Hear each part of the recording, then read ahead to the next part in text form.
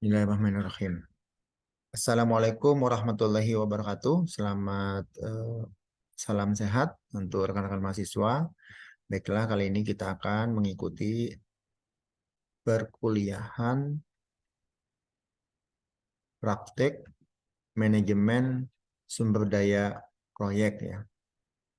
Ini ada judul mata kuliah ini merupakan paket dari kelompok mata kuliah magang industri yang senilai 20 SKS ya. Tujuan instruksional modul 1 ini adalah sebagai penjelasan item mata kuliah praktik manajemen sumber daya proyek dalam lingkup kegiatan magang industri untuk jenjang Diploma 4 Teknik Bangunan Rawa Politeknik Negeri Banjarmasin, serta nanti menginformasikan kompilasi beban ataupun perhitungan nilai akhir ya untuk eh, mata kuliah ini. Dasar pelaksananya yakni Peraturan Menteri ya nomor 3 tahun 2020 tentang Standar Nasional Pendidikan Tinggi, kemudian Panduan Magang Pendidikan Tinggi Vokasi tahun 2020 oleh eh, Direktorat Jenderal ya. Kemudian yang ketiga adalah Panduan Penyelenggaraan Pendidikan Politeknik Banjarmasin sejak 2021-2022 ya, tentang magang industri ya. Sama, ini adalah pelaksanaannya untuk 20 SKS satu semester. Kemudian untuk saat ini kita berada di semester ganjil ya. Jadi untuk pelaksanaan Agustus sampai dengan Februari. Kemudian eh, ini juga pelaksanaannya sama, baik itu diganjil atau digenap. Bisa kalau untuk 20 SKS ganjil, tapi kalau bersambung nanti 20 ditambah 20 itu bisa bersambung di genap. Seperti itu ya. Lalu ini merupakan bagian dari mata kuliah substantif ya, yang dilaksanakan secara daring mingguan. Kemudian itu adalah nanti akan mengikut skema penilaian oleh masing-masing dosen pengampu mata kuliah secara substantif. Di mana untuk teknik bangunan rawa di Diploma 4 itu pelaksanaannya bermacam-macam, mulainya ada yang bulan Agustus, September, Oktober, November, ataupun pelaksanaan dengan jangka waktu 4 bulan, 5 bulan, atau 6 bulan. Nah, 6 bulannya juga boleh di apa namanya jeda di satu proyek yang berbeda ya kalau itu terjadi. Tapi ya di sini kebanyakan itu satu proyek dengan awal permulaan yang berbeda. Ada yang sudah mulai Agustus kemarin, ada yang baru mulai sekarang, ada belum mulai begitu ya. Tapi intinya paling lama itu selesai di bulan Februari ditargetkan. Nah, di sini mata kuliah manajemen sumber daya proyek itu nilainya telah 3 SKS, itu dengan konsekuensi dari mingguan, itu nanti masuk dalam skema perkuliahan seperti ini.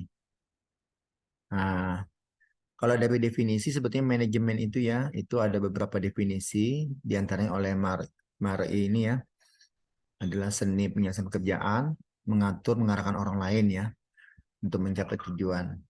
Kemudian menurut Vicky, ini yang Bapak garis bawah ini yang penting ya, adalah proses rangkaian dari proses perencanaan, organisasi, pengkoordinasian, dan pengontrolan ya, sumber daya.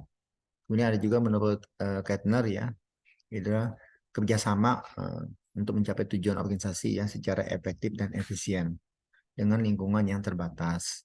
Nah, ini definisi manajemen. Kemudian definisi sumber daya itu adalah nilai potensi meliputi materi dalam unsur kehidupan. Nah, sumber daya ini bisa tambah semakin baik ya kalau diberdayakan, tapi bisa juga bersifat tetap atau kekal. Nah, apa itu proyek? Proyek itu adalah suatu pekerjaan yang unik ya. Jadi untuk melakukan tujuan tertentu direncanakan membuahkan hasil yang diinginkan atau output. Dia terkait dengan waktu dan biaya, di mana waktu dan biaya ini adalah fondasi utama dari suatu proyek. Jadi kalau proyek itu berhasil, tapi waktunya terlambat, itu dianggap belum berhasil ya. Atau proyek itu tercapai, tapi ternyata biayanya membengkak, nah itu juga dianggap kurang tepat ya. Sehingga waktu dan biaya itu adalah komponen penting dalam proyek ya. Dia harus cocok skala waktunya, skala anggarannya, harus sesuai dengan kesepakatan awal. Jadi ini constraint-nya proyek itu ya. Jadi garis besarnya proyek itu dimulai untuk menciptakan hasil yang diprediksi. Jadi ditentukan sebelumnya ya. Kemudian ditutup dengan hasil realisasi yang baik.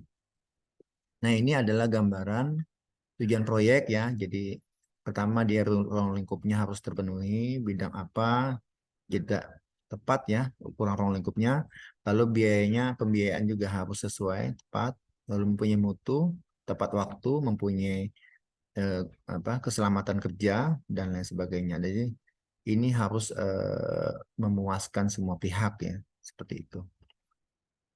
Nah, unsur proyek secara umum ini ada 4 ini ya. Jadi ada owner atau pemilik, kemudian nanti ada perencana, dia kerjasama ya berdua perencana. Lalu dalam perencanaan suatu proyek konstruksi nanti kemudian ada suatu pekerjaan, interaksi pekerjaannya itu akan melibatkan proses oleh konsultan pengawas dan juga eh, pelaksana atau kontraktor. Jadi semuanya terkait langsung dengan 3 bawah ini, terkait langsung dengan owner, baik pengawas, perencana ataupun pelaksana. Tapi yang garis putus-putus ini sifatnya koordinatif ya. Jadi pengawas dengan perencana, pengawas dengan pelaksana pekerjaan atau pelaksana perencanaan ini sifatnya koordinatif, tapi semuanya harus sepengetahuan dari owner ya untuk penyesuaian-penyesuaian bila mana dilakukan ada perubahan-perubahan dalam pelaksanaan kegiatan konstruksi, termasuk target estimasi waktu, penyesuaian hak biaya dan juga penyesuaian lainnya.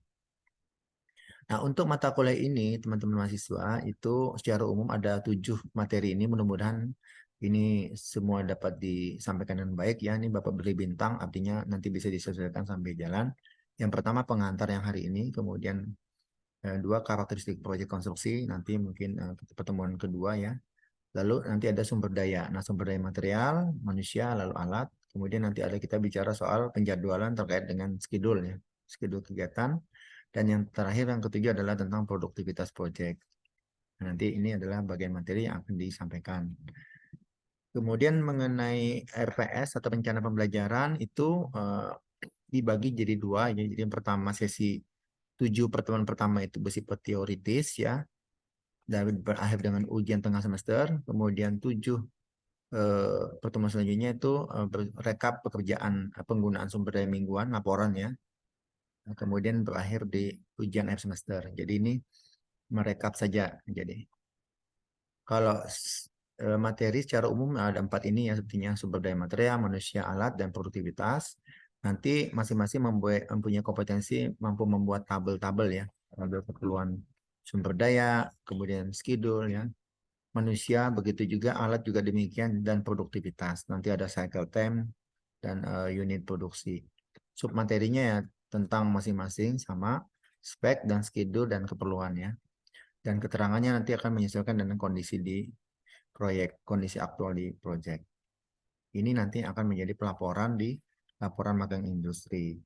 Nah, di sini kalau kita lihat dalam pembagian pertemuan, nanti di pertemuan awal ini akan berakhir dengan UTS yang merupakan akumulasi pemahaman. Kemudian di sesi rangkaian pertemuan selanjutnya adalah merupakan laporan rekap mingguan sumber daya, baru nanti akumulasi mingguan. Di sini untuk mata kuliah ini Bapak hanya mewajibkan 7 minggu yang dilaporkan sebagai nilai mata kuliah ini. Tapi untuk sebagai pelaporan magang industri nanti boleh digunakan 7 ini ataupun keseluruhan ya. Jadi 4 bulan itu 4 bulan, 4 kali 4 minggu ya, 16 minggu berarti ya. 16 minggu itu jadi idealnya bisa saja dilaporkan semua dalam laporan industri ya. Laporan magang industri. Nah, output dari mata kuliah ini akan memperbaiki dari laporan magang industri khususnya di bab 3 ya, pelaksanaan proyek. Ada subbabnya 3.1 manajemen sumber daya proyek ya. Nanti akan mengisi bagian ini. Jadi dalam laporan magang ya. Jadi mata kuliah ini memberi kontribusi ke penulisan laporan magang itu di bagian 3.1. Sedangkan untuk penilaian mata kuliah nanti akan dilihat dari 5 komponen: kehadiran, perilaku, tugas-tugas, lalu UTS dan UAS. Tugas-tugas nanti termasuk kuis-kuis ya, seperti setelah modul biasanya ada kuis ya, kuis dan juga penugasan-penugasan terkait dengan ujian. Demikian penjelasan untuk modul 1 ini. Kita akan bertemu pada modul selanjutnya. Terima kasih atas perhatiannya. Kita cukupkan. Assalamualaikum warahmatullahi wabarakatuh.